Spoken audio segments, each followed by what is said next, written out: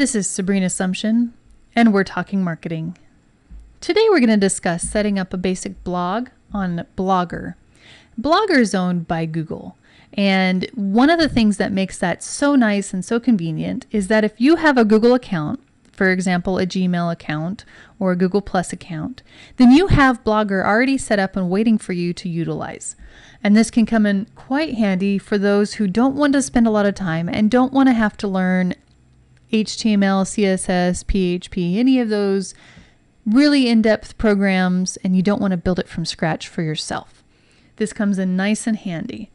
So I typed in www.blogger.com, but I was taken to this page because you're going to sign in with a Google account. If you don't already have a Google account, you would be taken to a different page and given the option to sign up for a Google account at that time. It's free. It's very simple, very easy. So at this point, I'm assuming that you have a Google profile of some sort, and typing in blogger.com will take you to this page right here. Sign in using your Google username and password. Now at this point, what you need to be paying attention to on this page is this button right here, this new blog. This is where you're going to start your process of creating a place for readers to come and to learn more about you, to find out about all of your products, to sign up for your newsletter. Very important. You want a newsletter on your blog, a way to contact your audience. So we're going to go ahead and click New Blog here. In this pop-up window is the title first. What do you want your blog to be called? In here you can put your author name.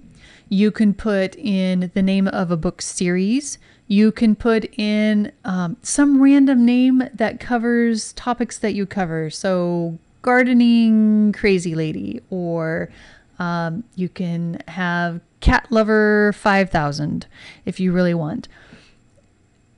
My recommendation as a marketing person is in this box right here.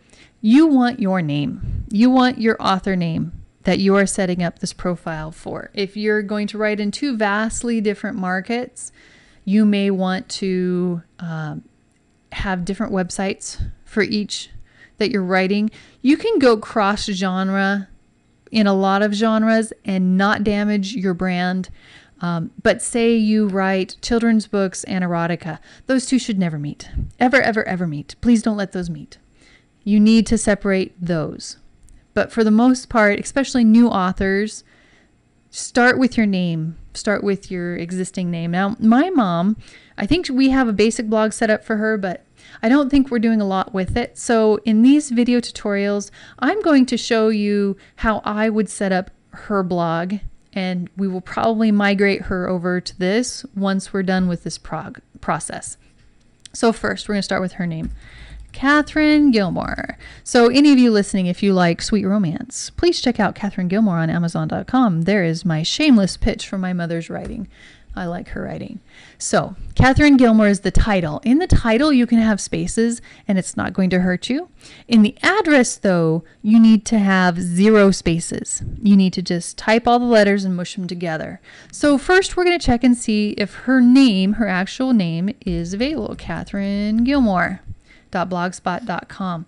And after I've typed this, I'm going to hit tab because that enters it here without hitting create blog. So tab is a magical button if you don't want to hit enter, if you don't want to hit the submit button. So if you notice right here, it says this blog address is available and it has a blue check mark.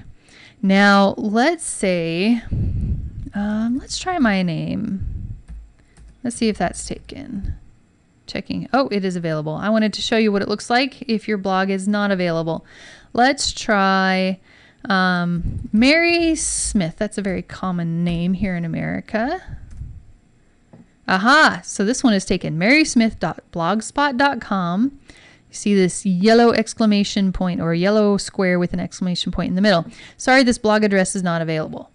That just means try something different. So let's try and see if author Mary Smith, author.Mary Smith. Nope, that's not supported. Let's try romance author Mary Smith. Okay, now we're back to blue. So you might have to get a little creative if you have a common name.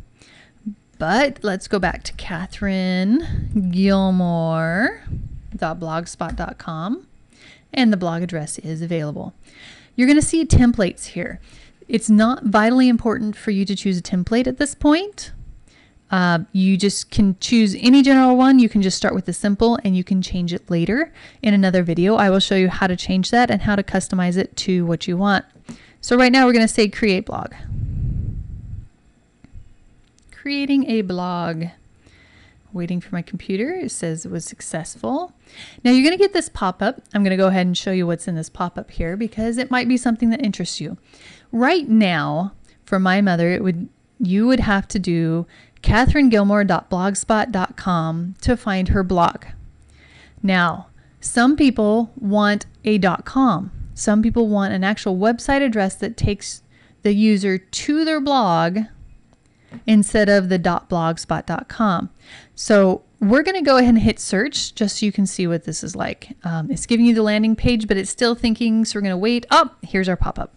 Okay, so Google Domains.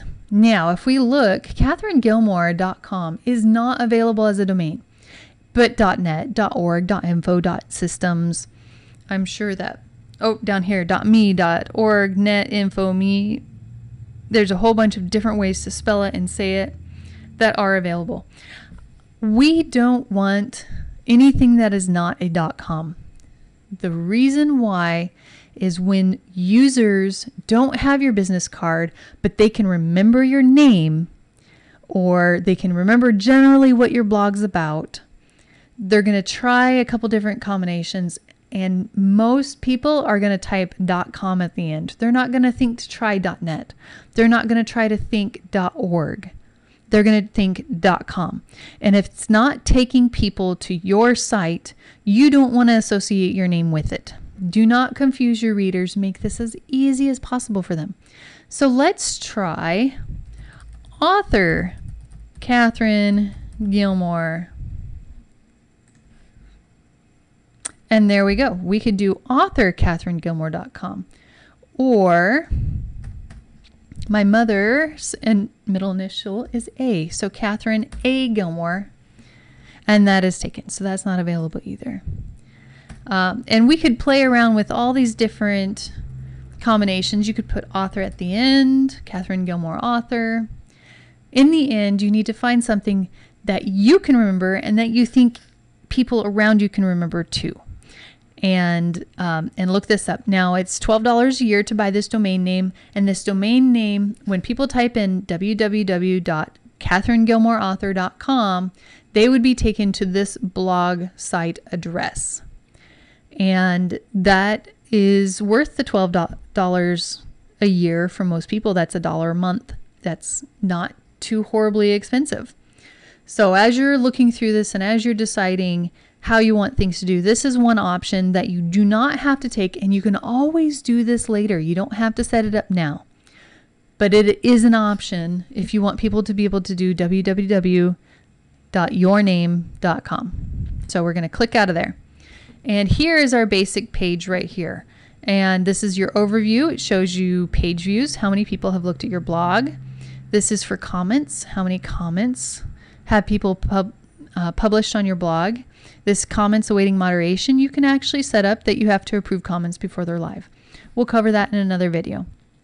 So at this point, the only other really important button to cover in this video is this one right here. It says new post. We're going to click on that. And this is where you start adding your content. And we'll cover content again in another video. For now, I hope this helped you understand how to set up a blog on Blogger. Very, very basic and simple. We'll start customizing the blog in some other videos. I hope you'll join me again. This is Sabrina Sumption, and we've been talking marketing.